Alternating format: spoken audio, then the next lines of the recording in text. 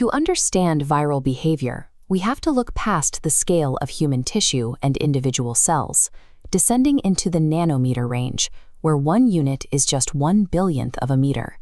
At this scale, we find the virus, a non-cellular infectious agent that exists on the extreme margins of biology. Visually, the structure is a static arrangement of proteins. It contains no metabolic enzymes and lacks the mitochondria, ribosomes, and organelles required for independent life. Because it lacks this internal machinery, the virus cannot produce its own proteins or generate energy.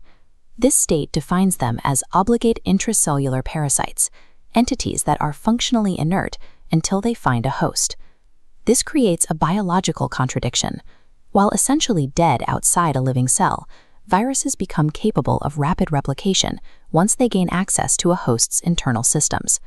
A host cell maintains its life through massive metabolic complexity. A virus, by contrast, operates on a principle of absolute minimalism, requiring only two components to function.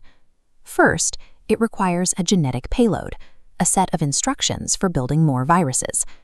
Unlike cellular life, which relies on double-stranded DNA, viral genomes are versatile. They can be composed of either DNA or RNA. Second, it needs a protective outer layer to shield those instructions from environmental degradation while traveling between hosts. The surface of this outer shell is highly specialized. It is configured to recognize and bind only to specific receptors on a target host cell, ensuring the genome is delivered to a compatible environment.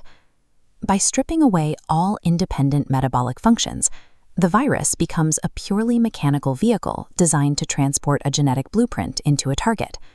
When this vehicle is fully formed and infectious outside of a host cell, it is formally known as a virion.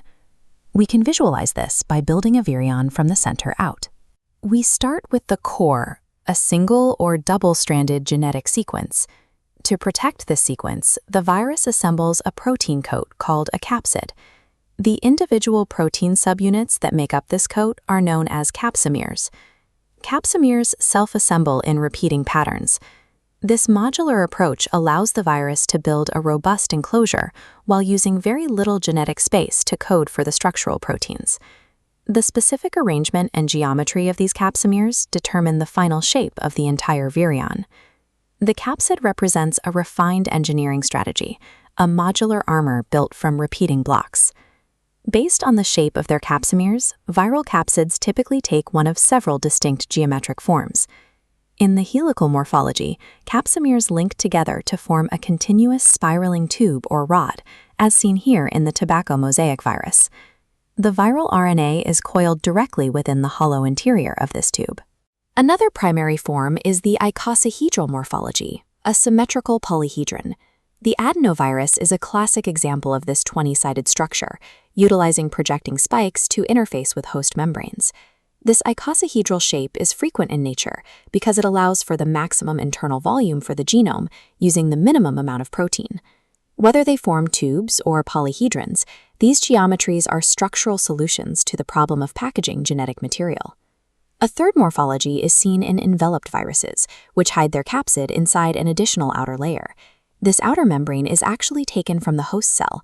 As a new virus exits an infected cell, it wraps itself in a piece of the host's own lipid membrane.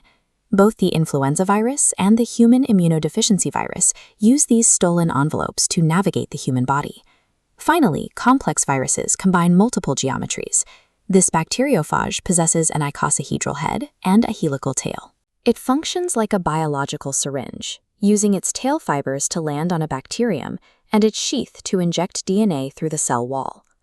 From simple tubes to these multi-part injection systems, viral architecture reflects the specific environmental pressures and host barriers these agents have evolved to bypass.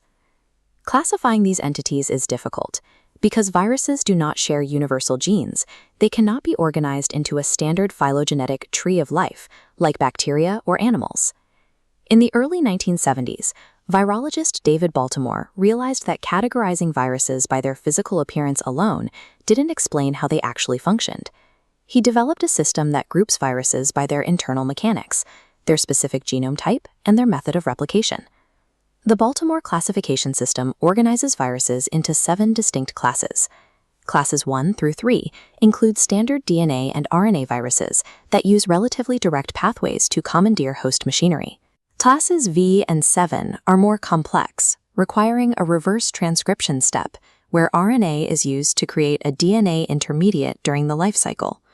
This system demonstrates that a virus is defined less by its outward shape and more by the biochemical strategy it uses to hijack a host. Because there are thousands of unique viruses across these 7 classes, a formal global registry is needed to track them. The International Committee on Taxonomy of Viruses, or ICTV, maintains these naming conventions and rules. Their hierarchy categorizes viruses through a descending order of complexity, starting with the broad order and family, and ending at the genus level. This formal taxonomy bridges the gap between the physical structures we see and the genomic blueprints they contain. At its core, a virus is an example of biological minimalism, functioning precisely at the threshold of life. Only by understanding both the physical armor and the internal genomic blueprint can we begin to predict, classify, and eventually counter these microscopic threats.